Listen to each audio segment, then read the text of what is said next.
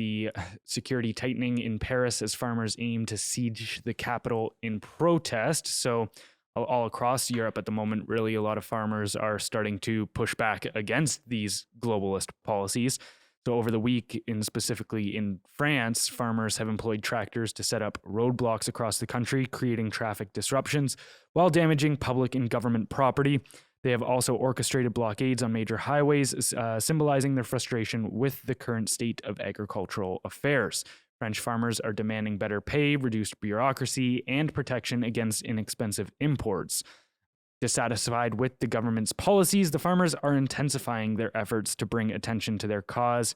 This unrest mirrors broader discontent in European agricultural regions, with the protests extending beyond France, with farmers demonstrating in Germany, Netherlands, Poland, and Romania as well. So do you think these protests are going to spread even outside of Europe and maybe make their way over to North America and other parts of the world as well? I don't know. It's interesting, right? So I was doing a bit of research on this, and they've been doing these tractor protests for years. This isn't new. I didn't realize that. On this scale, or? Like, well, I looked something up the other day and there were tractors in Paris, and this is from a couple of years ago. Okay. Yeah, so like this is like they do, maybe not to this scale, but I mean, you also look at any protest, big is gonna, what I'm saying is they utilize these tools. In terms of scale, I don't really know for sure. I don't think you really, I doubt it, because we would have seen something in the media. We've had alternative media and social media for such a long time. But what I mean to say is, this is a tool in their tool belt, and they utilize it. And we haven't really seen it scale over to other countries just yet. But will it? I mean, I think it depends on the response they get from government. So far, government's been bending to their will. Germany's been bending, France has been bending.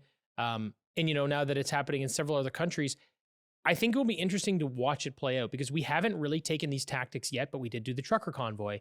And, with the recent sort of legal ramifications that the Liberal government's now under with using the Emergencies Act, that does kind of leave them open to, people mobilizing through tractors or through truckers or whatever to try to accomplish something.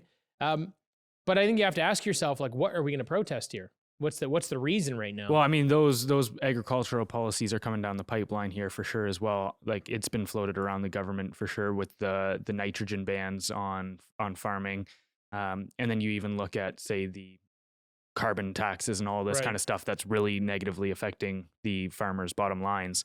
I could see it reaching that boiling point for sure, where those people start looking at it going, well, I gotta take care of myself. You might see something here then, but I think one of the things to consider is, if you look over at Europe, all the countries are very close to each other, and the population density is much higher, right? Yeah. So, when you mobilize a group like this, you can get 100,000 tractors in one space, maybe not that many, but you know what I mean? You can get a substantial number of them in one place very quickly. Whereas in Canada, people have to come from such a far distance that you may see smaller groups of the same thing.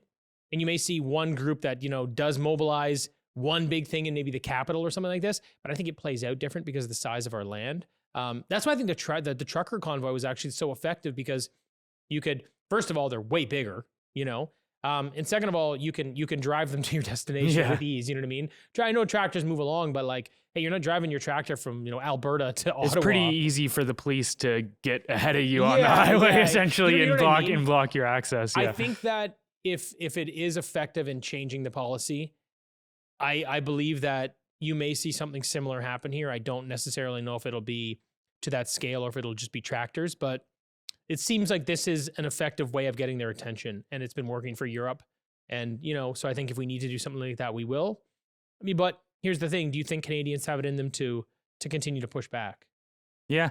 Well, touching on the trucker stuff there for a second, because I think it's important, we like to throw shade at the Liberal government for that, and that is definitely where most of it should be directed to. But did you see that the Ford government came out this week and said that they still, despite the court ruling, they stand by the use of the Emergencies Act? No, I didn't see that. Yeah.